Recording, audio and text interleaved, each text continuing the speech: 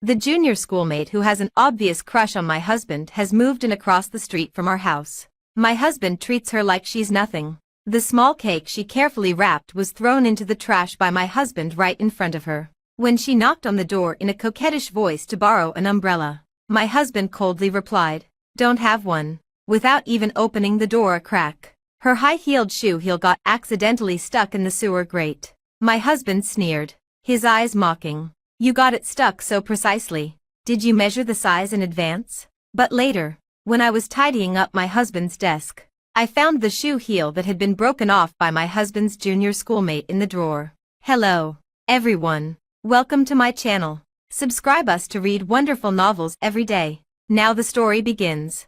Jason's junior schoolmate, Jean, moved in across the street from our house with great fanfare. On the day of the move, many boys came to help her, acting subservient to her. But she ignored them all. She only smiled brightly when she saw Jason. I knew that it was because she liked Jason. To be precise, she has an obvious crush on Jason. I had met her a few times before, when I went to the college laboratory to bring Jason his meal. Her plump chest almost pressed against Jason, and she was full of provocation towards me. But I didn't need to do anything. Jason was already completely resistant. He would always look at her with disgust. "You're here to do experiments, not to do partner yoga." This made Jean stomp her feet in anger. But soon she would adjust her mood and sit at the same table with us, holding her lunchbox as if nothing had happened. She even had no sense of boundaries and picked up the spare ribs that I had specially stewed for Jason. Wow, sweet and sour spare ribs. They're my favorite. I'll take one. You don't mind, do you? Jason directly threw the lunchbox into the trash. Disgusting. I'm not eating anymore. However, all the embarrassment and rejections not only failed to defeat her but made her even more infatuated with my husband. The moment she moved in across the street, Jason went to her right away and confronted her. She smiled brightly when she saw Jason. "Brother Jason, we'll be neighbors from now on. Please take good care of me." Jason directly laid it on the line. "Why you're here is something everyone knows. I hope you can respect yourself. I'm already married and have no interest in you." Since most of the boys who helped Jean move were male classmates from the school, Jason's rejection of Jean was recorded by them and posted on the campus forum. As soon as the video was out, some were attracted by Jason's steadfastness, and naturally, there were also those who called him an overly confident man.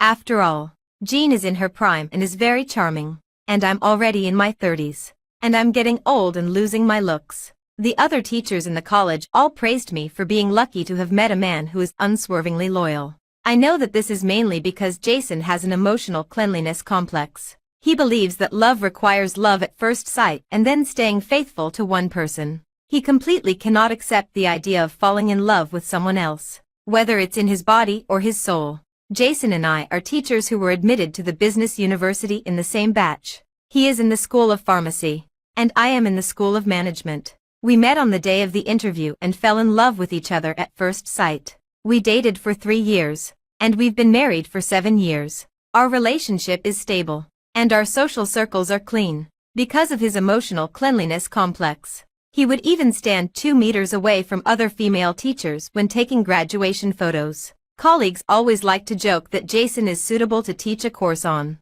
husband's virtues. So, Jean moving in across from us didn't make me feel any threat. The small cake she carefully wrapped would be thrown into the trash by Jason right in front of her. When she knocked on the door in a coquettish voice to borrow an umbrella, Jason would coldly reply, "Don't have one," without even opening the door a crack. But it was not until Jean accidentally sprained her ankle on campus that I felt uneasy. That day, Jason and I got off work together as usual. Jean also, as usual, deliberately walked in front of us. She was wearing her body-hugging skirt, swaying from side to side, and her champagne-colored high heels made a dang sound as she walked on the road. Suddenly, with a cry of, "Ah!" Jean stumbled and almost fell. Jason's hand holding mine suddenly tightened. Jean turned around and asked for help, with her eyes slightly red. "Brother Jason, my shoe heel is stuck. Could you help me?" Jason sneered, his eyes mocking. "You got it stuck so precisely. Did you measure the size in advance?" It was 5 p.m.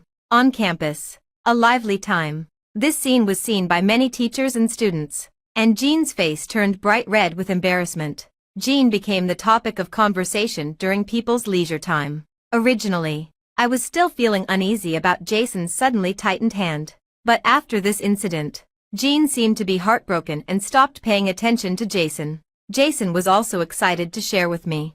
Great. I've finally gotten rid of that clingy person. She's kept a long distance from me these days and hasn't talked to me either. But recently, Jason has been feeling gloomy when he comes home from work. Are you in a bad mood? There's something wrong with the experimental data. I've repeated the experiment many times and feel a bit tired. I massaged Jason's temples, but he took my hand away. I'm a bit tired and want to go to bed early. Suddenly, a few lines of words flashed before my eyes. My goodness. I feel sorry for the female lead. Her husband is thinking of another woman, yet she's still foolishly thinking of massaging him. But who would have thought? If I hadn't seen that he couldn't sleep all day because Jean ignored him, I would have been deceived by his image of having an emotional cleanliness complex. This man is also ridiculous. You ignored him when he was chasing you, and now that she's found someone else, you're feeling uncomfortable. I was a bit confused. What were these things that were like bullet comments? What did they mean? Could they see my life? Could it be that Jason has already had an emotional affair? I thought about it over and over again and tossed and turned. I don't know when I fell asleep. When I woke up in the morning and looked at the blank space in front of me, for a moment, I wasn't sure whether those words I saw last night were a dream or real. Recently, Jason's mood has improved again. In the evening, he, who never liked exercising, took the initiative to go running. When he came back, he was whistling and humming a tune, enjoying himself. Are you in a better mood? Yeah, the problem with the experimental data has been solved. If you hadn't told me, I would have thought it was because you came back with Jean. When I went to the door to take out the trash just now, I happened to see them coming out of the elevator together. Why are you making such a joke? You know that I always keep a respectful distance from other women, especially someone like her who throws herself at others. I wiped the island counter and didn't respond to him. Jason continued to explain. We met downstairs. I didn't even look at her directly and didn't greet her either. But for some reason, I always felt that something was wrong. Things like bullet comments floated in front of my eyes again. Come on, female lead. Don't believe him. Their hands touched when they were pressing the elevator button just now. Otherwise, why would he come back humming a tune? He's in love. Jean smiled shyly at him, and he reacted. Are people with an emotional cleanliness complex also reserved but flirtatious? What did this mean? Could they see our life? Was it like the Truman Show? Had Jason changed his heart as the bullet comments said? I found it hard to believe, because Jason's parents got divorced because one of them had an affair. And this was the most painful thing he didn't want to mention. This was also the reason why he always insisted on either not getting married or staying married for a lifetime. The days went on as usual in an orderly manner. But it was strange. It seemed that everything was the same as before. Yet it also seemed very different. For example, Jason started insisting on running every day. He, who never entered the kitchen, began to study desserts and even took them to the laboratory, saying that desserts were helpful for thinking. He, who never paid attention to dressing himself up, started complaining that he had few clothes and took the initiative to ask me to buy clothes for him. He even specified what kind of cardigan and what kind of t-shirt he wanted. He said that the junior schoolmates in the laboratory were all wearing them recently and they were very popular. I didn't know what kind of clothes his junior schoolmates were wearing, but I clearly remembered that the boy beside Jean was wearing the kind of clothes that Jason mentioned that day. Jean is considered a beauty in the laboratory. Even if I don't deliberately inquire about her gossip, I will still hear about it. I heard that Jean has given up on Jason and is recently dating a boy who has been pursuing her for a long time. That day, when I came out of the school cafeteria, I happened to see them entering the cafeteria. They were chatting and laughing, and Jean even handed the ice cream in her hand to the boy to lick. Could it be that Jason was jealous? My doubts were fully confirmed when I was tidying up the study table in the evening. In the first drawer on the right side of the desk, I unexpectedly saw a champagne-colored shoe heel. Wasn't this the shoe heel that Jean had dropped when it got stuck in the sewer grate that day? The female lead has finally found out. On the night when the shoe heel broke, the scumbag secretly picked it up. Since Jean turned to someone else, the scumbag has been holding the shoe heel every night, saying he regrets it. Female lead.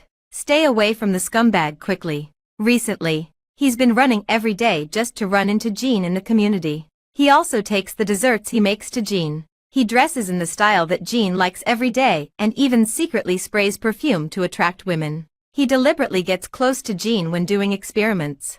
Jean has already felt his change. If this goes on, the two of them will soon be intimate. Only then did I know. It turned out that his uncontrolled tightening of the hand that day was where his heart was directed. A true expression of his feelings.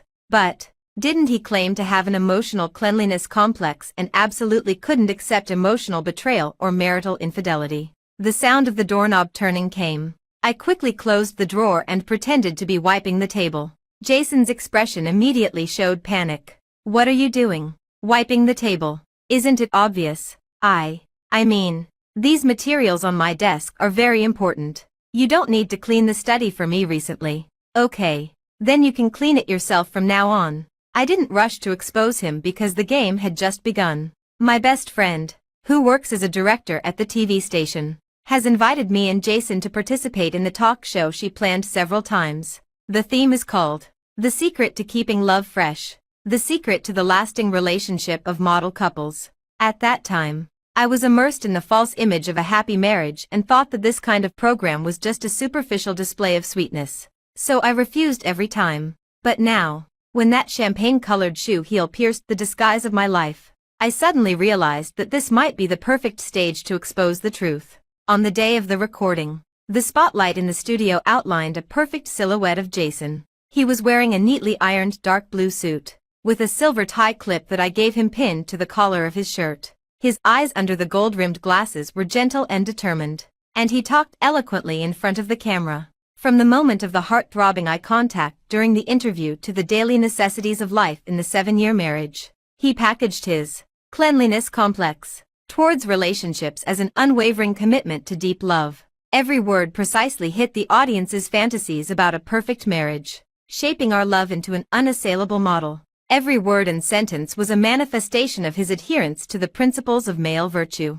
He exaggerated his severe emotional cleanliness complex into a medal of deep love and repeatedly emphasized his vow to be faithful to me. On the night when the program was broadcast, related topics topped the hot search lists on major platforms. On the social media, the clip of him talking about loving only one person in a lifetime was retweeted, and the comment section was filled with praises like, "This is the ideal husband," and "Mr. Jason is simply a textbook for marriage." Looking at the rising popularity on my phone and then at my husband who went straight to the study and secretly stroked the shoe heel when he got home. At this moment, I had a concrete understanding of the term, a gentleman with a corrupt heart. The fame on the internet made Jason a bit proud. He even cancelled his previous TikTok account. He registered a new account and would post his views on love from time to time and also show our loving daily life. But those loving daily life scenes were just his deliberate staged shots. He would order takeout breakfast at 6 a.m. and then rearrange and take pictures of it when it arrived, pretending that he made it himself. When I cooked dinner in the evening, he would tie on an apron and ask me to help take a few staged photos, and then post them on the internet to build the image of a doting husband. Every time he posted, he couldn't wait to check the comments every minute. He enjoyed the praises from netizens with a satisfied look on his face. He, who never knew how to be romantic, started ordering a bouquet of roses for me every day and asked me to post it online. Seeing that I didn't respond, Jason explained sincerely, "Wife, do you think what I'm doing is very hypocritical? You know exactly what my feelings for you are and what kind of person I am. The reason I'm doing this is just to take advantage of this wave of traffic dividends and make some money. Actually, I don't like showing off to others either, but I want to give you a better life. Moreover, I've been good to you before. I just haven't done these superficial things. But my love for you is the same." I came back to my senses. In fact, I didn't care about what he was doing at all. I was just thinking about where to place the last 2 pinhole cameras that I hadn't installed yet. Because I'm going to LA City for an academic exchange tomorrow and won't be home for half a month. Of course, this is an exchange that I applied for on my own initiative. I think this should be the best opportunity for Jason to reveal his true nature, because our social circles are too overlapping. And our life trajectories are too similar. If I always live an orderly life at home, nothing will change except that I'll be cheated on. So, I chose to go out. On the one hand, it's to relax myself and adjust my mood. On the other hand, it's also to give an account of these 7 years of our relationship. What will happen and what kind of result there will be in these half a month depends entirely on whether Jason can keep his heart in check. I quietly installed the last 2 pinhole cameras. These hidden eyes will faithfully record everything that happens after I leave. Bullet comments. Damn. This is satisfying. It seems that the female lead has discovered something. Why did she install so many cameras just for a business trip? There must be a good show to watch. I want an advanced screening. An advanced screening in advance. This is what our distinguished members should watch. When packing my luggage, Jason leaned against the doorframe, his gaze seemingly concerned. Half a month. That's so long. I'll miss you. As he spoke, he reached out to help me sort out my clothes, but I subtly avoided his hand. You don't need to send me to the airport tomorrow. Killian is going too. And he'll drive. Jason frowned. Is it that Killian from your college? Just the 2 of you. Jason is like this because of his emotional cleanliness complex. He also strongly objects to my contact with other men. In the past, I would consider his feelings and deliberately keep a distance from all men. But not anymore. I continued packing my luggage without even bothering to look up. Yes. Is there a problem? You're married. It's not appropriate for a man and a woman to be alone together. You should pay attention to that. How should I pay attention? Should I tell the college that my husband won't let me have contact with other men and that I can't go? Jason's voice softened. Ivy, I didn't mean that. When I dragged my suitcase and left, Jason stood at the entrance. There was an appropriate look of reluctance on his face, but the excitement in his eyes couldn't be hidden. In fact, my business trip wasn't for half a month, but for 3 days. After coming back, I directly checked into a hotel near my home. I was looking for the best time to go home. At 1:25 a.m. on the 7th day, when they were about to have sex for the 3rd time in the living room, I unlocked the fingerprint lock with my thumb. Brother Jason, how's this angle? Jean's coquettish voice mixed with the sound of clapping and Jason's dull groans. I walked closer to the sofa. In a panic, Jason tried to get up but fell onto the carpet. He was lying sprawled out, and all the tools for their affair were clearly visible. Perhaps due to excessive shock, he became flaccid. Damn. It's so small. It's so disgusting. I feel like I can even smell the stench through the screen. Jean hastily pulled the surrounding clothes and covered herself with them. Why are you back? Since I knew the positions of the cameras, I slumped down in a position where the camera was directly shooting my right face. After all, my right face looks better on camera. I choked up and shouted, "This is my home. Do I have to say hello in advance to come back to my own home?" Then I pointed at them with trembling fingers. You too. How could you actually? Jason, don't you have an emotional cleanliness complex? Aren't you supposed to be faithful to one person?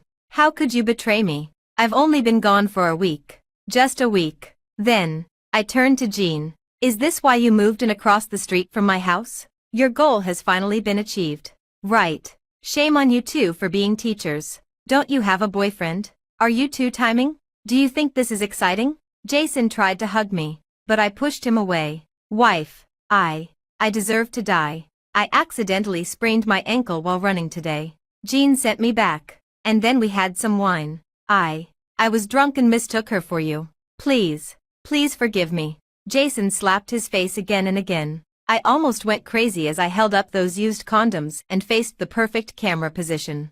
Drunk. When you were drunk, you still knew to take precautions. You were drunk 3 times and couldn't even see the other person's face clearly. Jean, on the other hand, gloated. Brother Jason, since she's already found out, it saves us the trouble of confessing. You go and divorce her tomorrow, and I'll marry you. We'll be together. Jason turned around and roared at Jean. Get out. Get out of here. It's all your fault. You slut seduced me. I will never divorce. I will never marry you in my life. Jean was stunned by his sudden change and it took her a while to react. She grabbed the pillow beside her and threw it at Jason. Jason, are you fucking playing with me? What do you take me for? You said that I'm a perfect match for you in spirit. You said that you couldn't sleep at night thinking of me every day. You said that you would go crazy when you saw someone else with me. Don't you like me? Jason got up, pulled her up, and dragged her outside. Get out. Get out of here. Damn. It's so exciting to see them fight like dogs. They're like two crazy dogs without clothes on. Is this what they call a naked chat? Jason turned around and tried to soothe me again. I picked up the red wine bottle on the table and threw it at Jason. Jason didn't even try to dodge. Go ahead and hit me. Kill me if it can make you feel better. The red liquid flowed down his forehead. I didn't know if it was blood or wine. At 8 a.m. tomorrow, at the Civil Affairs Bureau. Bring your documents. Jason knelt on the ground, picked up the broken glass shards, and pressed them against his neck. I don't agree, Ivy. I will never divorce you. I love you, and I can't live without you. Do you want me to die? Do you have the heart to let me die? We've been in love for 10 years. Ivy, 10 years. How could you be willing to divorce? I'm wrong. I know I'm wrong. Please give me one chance. Just one. Okay. Don't be late. I turned around, leaving him with only the sound of the door closing. The next day, Jason didn't show up at the Civil Affairs Bureau. He didn't answer my calls or reply to my messages. Honey, don't wait. He doesn't intend to come at all. He's teaching at school. Listen to me. We're not in a hurry to get a divorce. We haven't discussed how to divide the property yet. Men who cheat deserve to die. They should be drowned in a pig cage. Honey, don't leave him a single cent. Don't worry. We signed a prenuptial agreement. Who is she talking to? It seems to be us. It seems that she can see what we're saying. Yes. Thank you all. You helped me see the scumbag for who he is in advance. Damn. No wonder you're the female lead. You actually believe the bullet comments. Jason took the initiative to sign a prenuptial agreement with me before our marriage. Maybe it was true love at that time. Or maybe he was confident that we wouldn't get a divorce. He once promised in black and white, if he committed adultery during the marriage, he would leave the marriage with nothing and compensate the other party with 2 million yuan in mental damage compensation. At that time, I was also extremely confident in our relationship. I even persuaded him that there was no need to write it down. Fortunately, he insisted on signing it. 2 million yuan is a huge amount for people working in public institutions like us. He would be working for me for the rest of his life. Just thinking about it makes me feel comfortable. Men who can't control their lower bodies deserve to work hard for a lifetime. According to the tips from the bullet comments, I saw Jason in the large lecture hall on the staircase of building No. 1. His forehead was simply wrapped with a piece of gauze, and he was talking eloquently in front of the podium as if nothing had happened. I opened the door and walked to the podium. You still have the mood to teach, Mr. Jason. Some students jeered. The teacher's wife is here. God.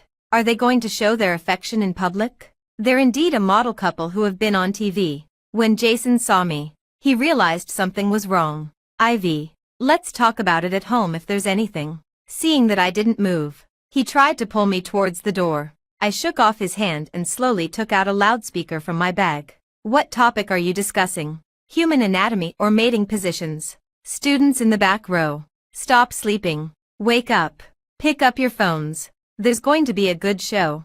Then, I inserted the USB drive into the computer. The screen was playing the surveillance video of Jason and Jean having sex 3 times in the living room that day. Jason was in a panic and tried to pull out the USB drive. But I blocked him. He picked up the chair beside him and desperately smashed it at the large screen. I smiled. Stop smashing. It's useless. I've already sent it to the internet simultaneously. On Twitter, TikTok, Instagram. Not missing any platform. Jason, you're famous now. Facing the whispers and curses of the students in the classroom, Jason smashed the wall in a fit of despair. Stop looking. Get out. All of you. Get out. He held his head with both hands and shouted desperately. Like a madman, I calmly shouted to the students. Students, remember my lesson. In the future, you must keep your eyes open when looking for a significant other. Promises are only sincere at the moment they are made. It's only the person who was promised that will keep the promise in mind. Don't be a fool in love. It's all over. Ignore this madman. The surveillance video quickly went viral on the internet. In just a few hours, Jason's name was firmly associated with labels such as a beast in human clothing and a cheating professor. The school quickly intervened in the investigation. He and Jean were suspended from all teaching work and were waiting for further handling. Jason returned home in a state of despair. He seemed to have lost his soul, slumped on the sofa, and stared blankly at the ceiling. Ivy, I'm finished. Everything is finished, he muttered to himself, his voice full of despair. I looked at him coldly, without a trace of pity in my heart. This is all your own doing. Do you regret it now? It's too late. I took out my phone and brought up the prenuptial agreement. According to the agreement, you leave the marriage with nothing, and the 2 million yuan in mental damage compensation should be transferred to my account within a week. Jason suddenly rushed towards me like a madman and tightly grabbed my arm. Ivy, was this a trap you set? You tricked me. I forcefully shook off his hand. How could I set a trap? Did I help you take off your pants? Did I force you to sleep with her? After saying that, I turned around and walked into the bedroom to pack my things. I didn't want to stay in this house full of betrayal for a single moment longer. Just then, there was a rapid knock on the door outside, followed by Jean's sharp scolding. Jason, you liar. Come out. I opened the door, and Jean rushed in angrily. Her hair was in a mess, and there were signs of being beaten on her face and body. Her eyes were full of resentment. You still have the nerve to come. When Jason saw Jean, he immediately flew into a rage. Why don't I have the nerve to come? If it weren't for your sweet words deceiving me, would I have ended up like this? Now my reputation is completely ruined. I've lost my job, and my rich second-generation boyfriend doesn't want me anymore. You have to give me an explanation. Jean shrieked and rushed towards Jason, scratching and hitting him. The two of them fought each other, and the scene was in chaos. I stood aside and watched this farce coldly, with nothing but endless mockery in my heart. Once, they did those shameless things behind my back. Now, they have finally tasted the bitter fruit. The school's dismissal notice was like a heavy hammer, completely shattering Jason's last hope. The official document with the red seal was posted on the college bulletin board. Jason and Jean left the office carrying cardboard boxes. The onlookers changed from whispering to cursing. Jason, who used to be so arrogant, now kept his head lower than ever. Jean's situation was even worse. After being abandoned by her rich second-generation boyfriend, she became a complete outcast in this city. After all, the rich second-generation's family had some influence, and the result of betraying them was destruction. The boys who used to flatter her began to expose her on social media, claiming that she had a previous record of seducing a married man. Some even dug up the chat records of her deliberately approaching the married male professor in the laboratory. Every word and sentence nailed her to the pillar of moral shame. All the employers put her on their blacklists. One late night, she broke into Jason's house, with a crazy smile on her face. Jason, let's go to hell together. She held a fruit knife and stabbed straight at Jason, who looked terrified. But after all, she wasn't as strong as Jason. After struggling for a while, she was pushed to the ground by Jason. Jason took the opportunity to escape.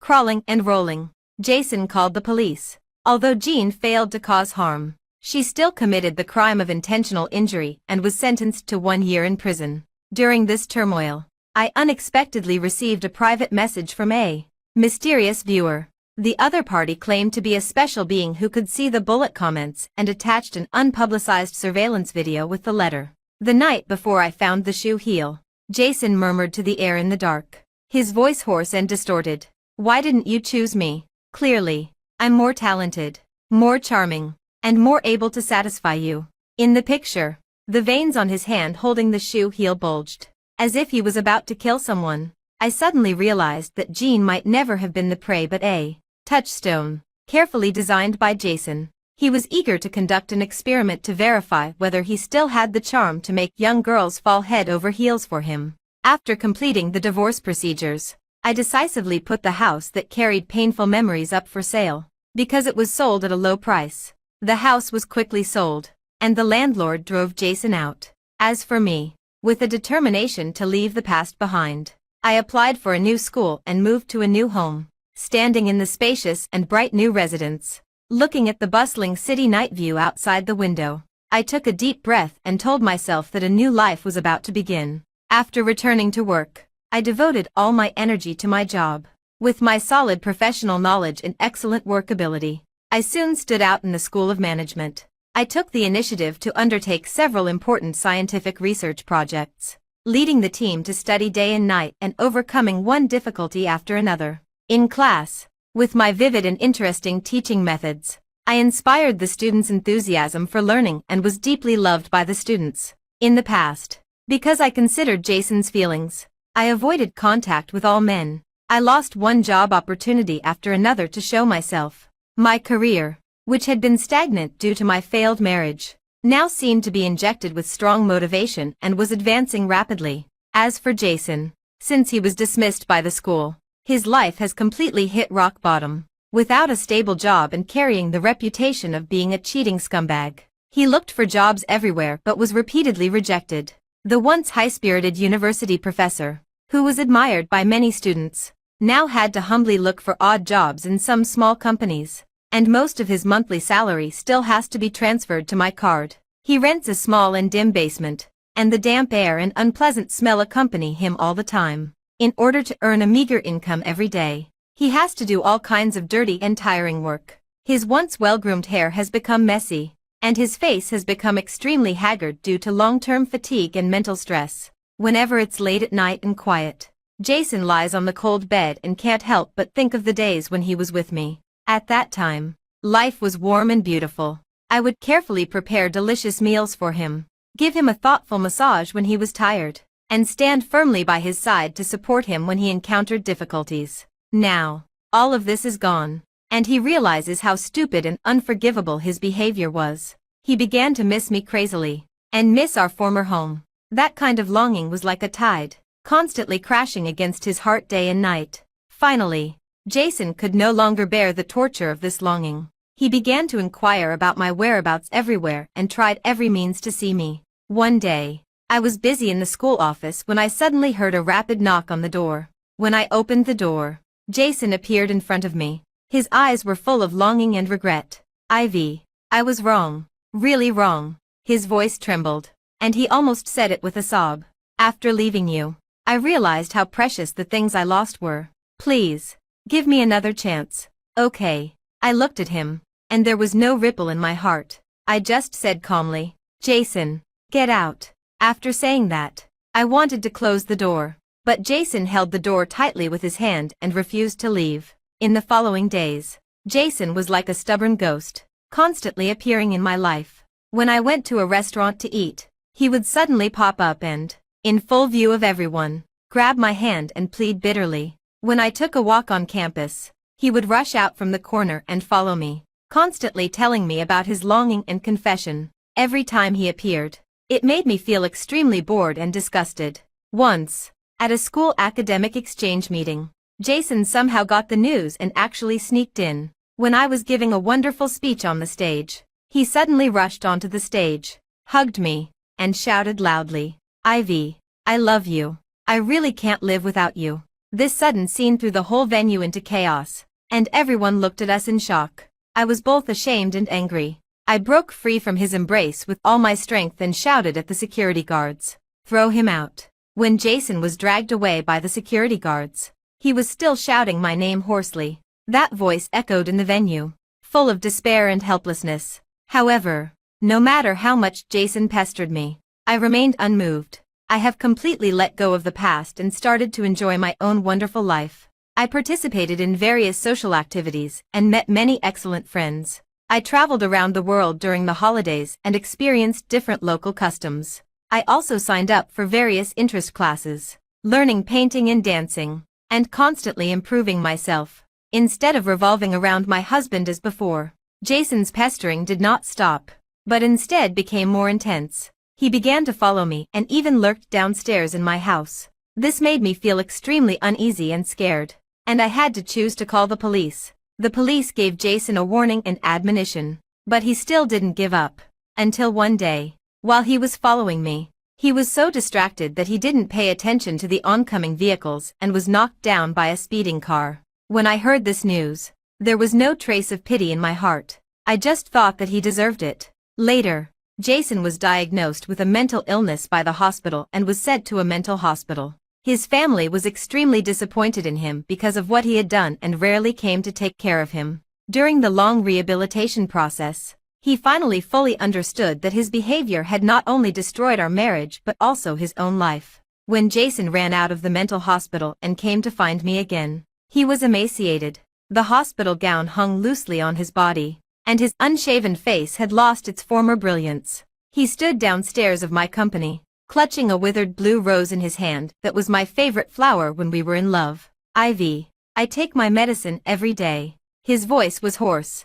He reached out to touch me but then retracted his hand. The doctor said I have a paranoid personality disorder. But it's just because I love you too much.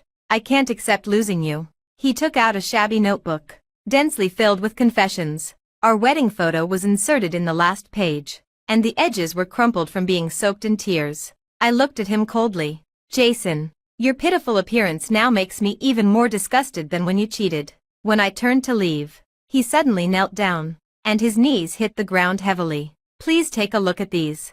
I've written down all my mistakes. Even breathing is a mistake. And living is a mistake. That night, a heart shape made of candlelight lit up downstairs in my house, and he shouted with a loudspeaker. I was wrong. Ivy, please give me a chance. I'm willing to atone for my sins with the rest of my life. His voice was heart-wrenching, but it only attracted complaints from the neighbors. He started going to work at the entrance of my company every day, bringing a thermos bucket, which contained the sweet and sour spare ribs that I loved to eat. I learned the recipe from a restaurant for 3 months. This time, it definitely won't be burnt again. He smiled humbly, with bloodshot eyes.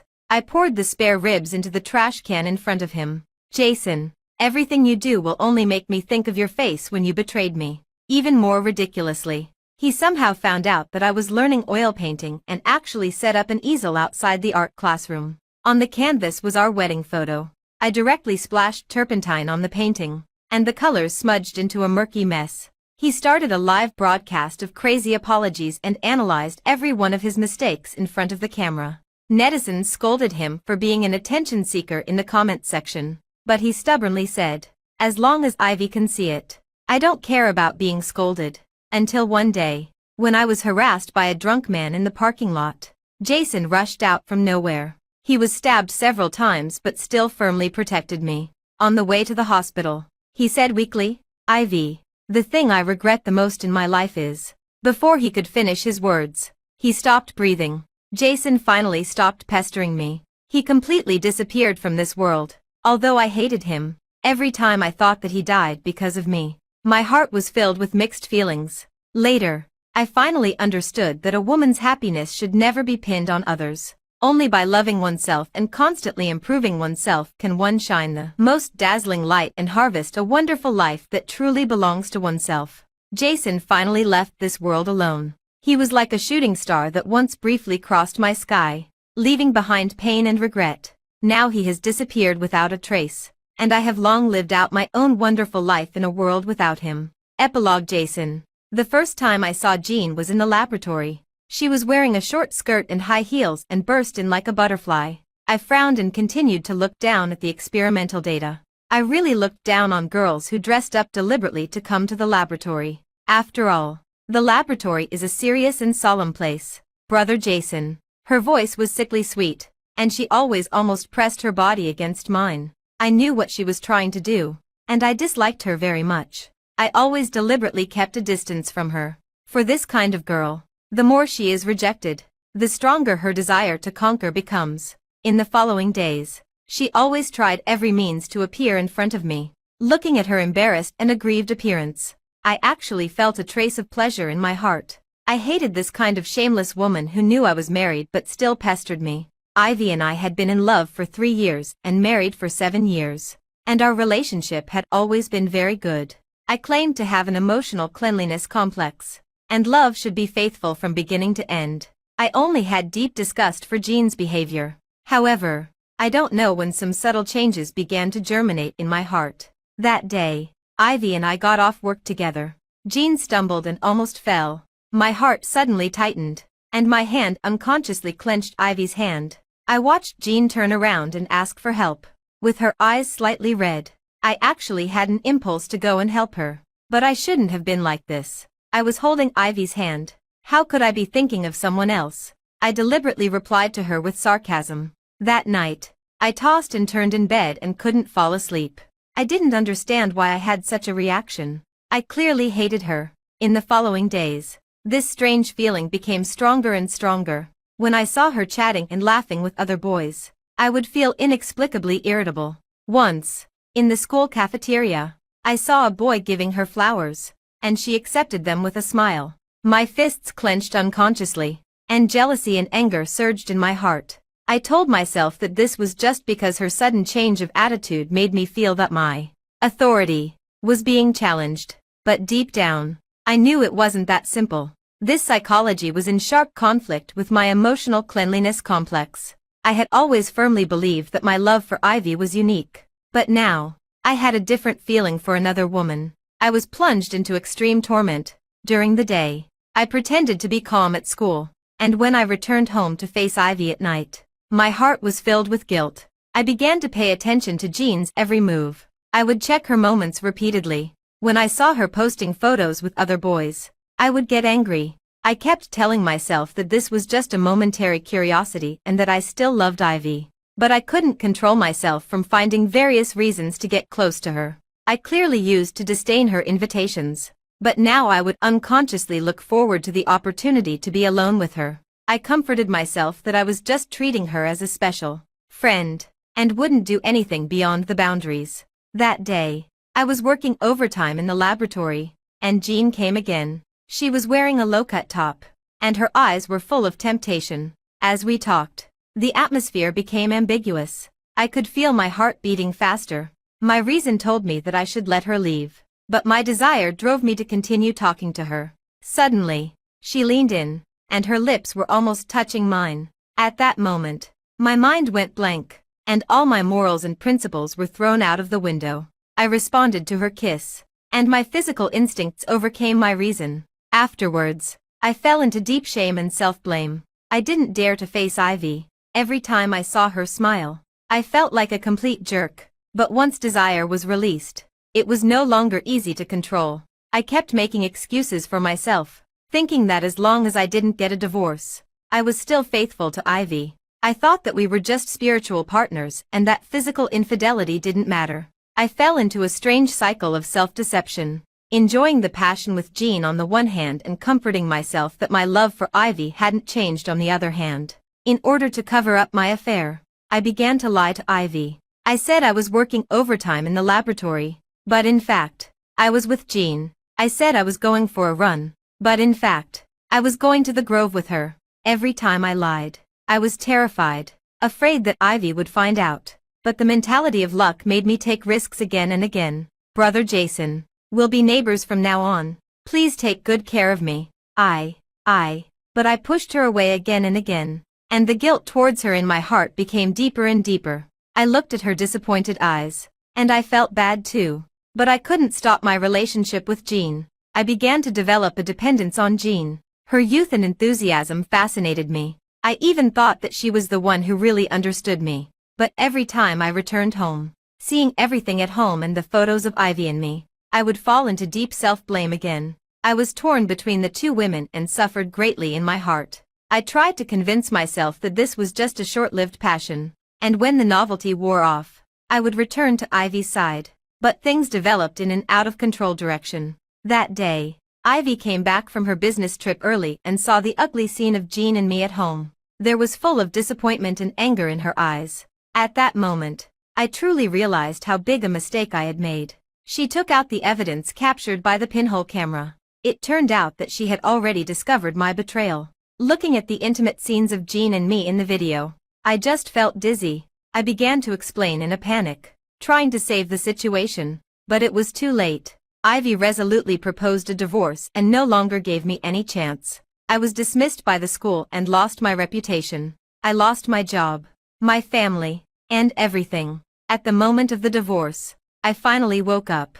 I found that my heart was full of Ivy, and my feelings for Jean were just a momentary impulse and desire. I began to desperately beg Ivy for forgiveness. I cried hoarsely downstairs in her house and even hurt myself, scratching my arms with a knife, hoping to make her change her mind. I suffered from depression. I couldn't sleep all night. When I closed my eyes, all I could see were Ivy's disappointed eyes and Jean's cunning smile. I began to drink heavily and was sent to the hospital due to gastric bleeding. I also tried to take sleeping pills but vomited them out at the last moment due to fear. I couldn't figure out how I had ended up like this. Clearly, I had once had a marriage that everyone envied.